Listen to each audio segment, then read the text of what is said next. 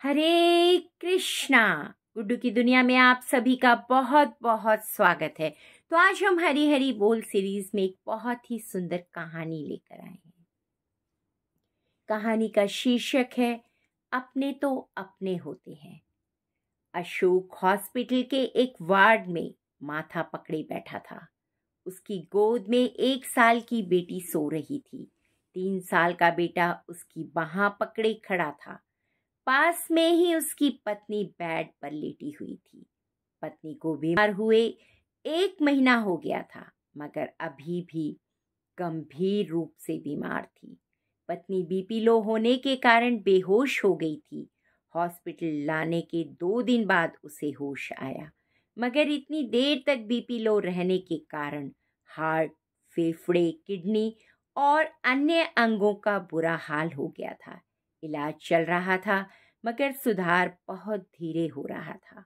वह 1 महीने से बीमार बीवी और 2 छोटे बच्चों को अकेला संभाल रहा था। पिछले 4 दिनों से नहाया भी नहीं था। उसकी इतनी हालत खराब थी कि वह कहीं अकेला बैठकर रोना चाहता था। शुरू में कुछ यार दोस्त और मोहल्ले के कुछ लोग मिलने आए थे। उसके बाद तो लोगों ने फोन उठाना भी बंद कर दिया कि कहीं पैसे ना मांग ले। शहर में वह ज्यादा लोगों को जानता भी नहीं था, क्योंकि 3 साल पहले वह अपने माँ बाप और भाई भाभीियों से लड़कर इस शहर में आया था। तभी से बीवी बच्चों के साथ किराए के मकान में रह रहा था। घर में कोई बीमार पड़ता है तब सगे संबंधी रिश्तेदार ही काम आते हैं। अशोक तो ससुराल वालों से भी लड़ बैठा था। 2 रुपए कमाने क्या शुरू कर दिए, घमंड में अपनों से दूरी बना बैठा। अचानक उसने हिम्मत करके अपनी माँ को फोन मिलाया।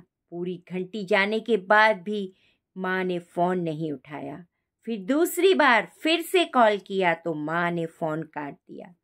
उसे याद आया 3 साल पहले जब माँ से लड़कर आया था। तब उसने कहा था, तुम सब मेरे लिए मर चुके हो, मैं तुम लोगों का मुंह भी नहीं देखूंगा। माँ के फोन काटने पर वह निराश हो गया। उसकी आंखों में आंसू निकल आए। पास ही बेड पर सोई हुई पत्नी, लेटी हुई पत्नी टुकर टुकर देख रही थी। पति को रोते देखा तो उसकी आंखों में भी आंसू आ गए। अशोक ने सोचा पापा को फोन, मगर पापा और बड़े भाइयों से बात करने की उसकी हिम्मत भी ना थी। एकमात्र माँ ही वो कड़ी थी जिससे वह बात कर सकता था, मगर माँ ने फोन काट दिया था। उसने एक बार और आखिरी कोशिश करने के लिए माँ को फोन मिला दिया। इस बार माँ ने फोन उठा लिया।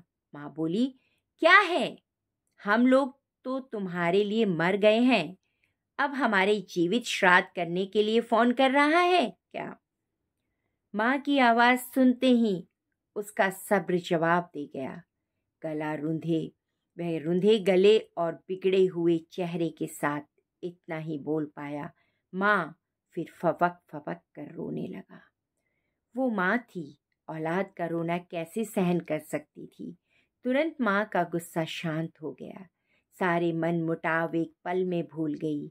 जिस तरह एक हिरनी अपने बच्चे के लिए तड़प उठती है, वैसे ही वह अधीर होकर बोली, क्या हुआ रे? क्यों रो रहा है? जल्दी बता बेटा, मेरा मन घबरा रहा है।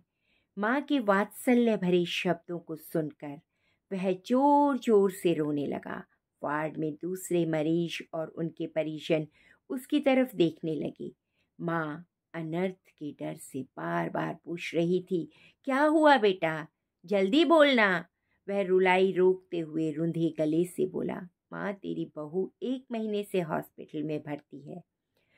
उसे और उसके बच्चों को संभालते संभालते थक गया हूँ माँ। माँ बोली, तू अकेला कहाँ है रे? हम है ना। अभी तेरा बाप जिंदा है, माँ जिंदा है, 3 बड़े भाई भाभियां हैं। बताने में तुमने इतनी देरी क्यों कर दी बेटा? तू अब फिक्र मत कर, 2 घंटे में सबको लेकर आ रही हूँ। तू हिम्मत रखना। आज बरसों बाद उसने माँ के वचन अमृत तुल्य लगे।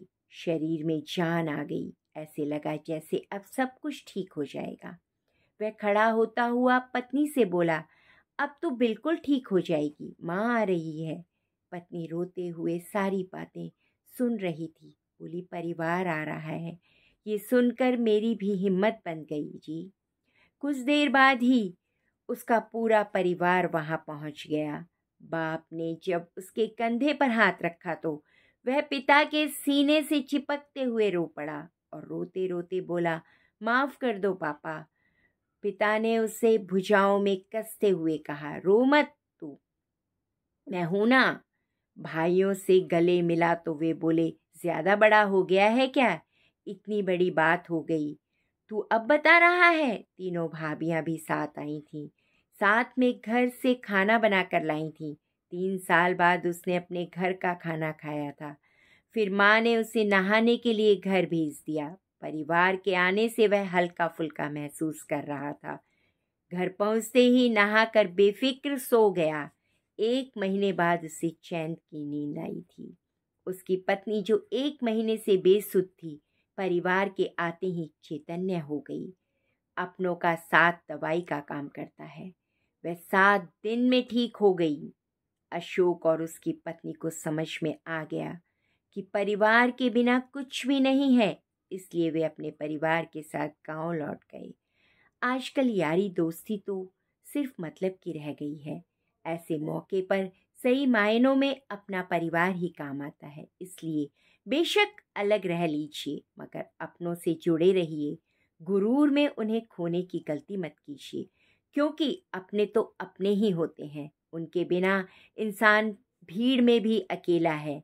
इस कहानी से और भी कई बातें सीखने को मिलती हैं। परिवार ही असली सहारा होता है। मुश्किल समय में दोस्त और परिचित भले ही साथ छोड़ दें, लेकिन परिवार हमेशा साथ खड़ा रहता है। गुरूर और अहंकार रिश्तों को तोड़ देता है। कभी कभी इंसान अपने अहंकार में अपनों से दूर हो जाता है, लेकिन आती मुश्किल तब तक वह तब परिवार वहीं खड़ा रहता है। माता पिता का दिल बहुत बड़ा होता है। माता पिता कितना भी नाराज क्यों ना हो, गिले शिकवे भूल जाते हैं और उनकी मदद के लिए, बच्चों की मदद के लिए दौड़े चले आते हैं। सच्चे अपने वही होते हैं जो बिना स्वार्थ के साथ देते हैं। जब अशोक के पास पैसा था तब दोस्त और रिश्तेदार थे, लेकिन जब जरूरत पड़ी तो सब दूर थे। अंत में परिवार ने ही साथ दिया। माफी मांगने से रिश्ते और मजबूत होते हैं। अशोक ने जब अपने पिता से माफी मांगी तो तुरंत उन्होंने उसे माफ कर दिया और गले से लगा लिया। इससे पता चलता है कि अपने रिश्तों को बचाने के लिए अहंकार को छोड़कर माफी मांगनी चाहिए। अपनों का साथ सबसे बड़ी दवा है। अशोक की पत्नी जो महीने से बीमार थी, अपने ससुराल वालों के आने से कुछ ही दिनों में ठीक हो गई। यह दिखाता है कि भावनात्मक सहारा भी दवा से कम नहीं होता। जीवन में रिश्तों को प्राथमिकता दें। पैसा, दोस्ती और बाहरी दुनिया से ज़्यादा ज़रूरी हमारे अपने लोग होते हैं। उन्हें कभी नज़रअंदाज ना कीजिए। निष्कर्ष यही है, अपने तो अपने होते हैं। रिश्तों को समय दीजिए, अहंकार को छोड़िए और अपनों से जुड़े रहिए, क्योंकि जब समय कठिन होता है तो सिर्फ अपना परिवार ही साथ खड़ा रहता है। धन्यवाद। हरे कृष्णा।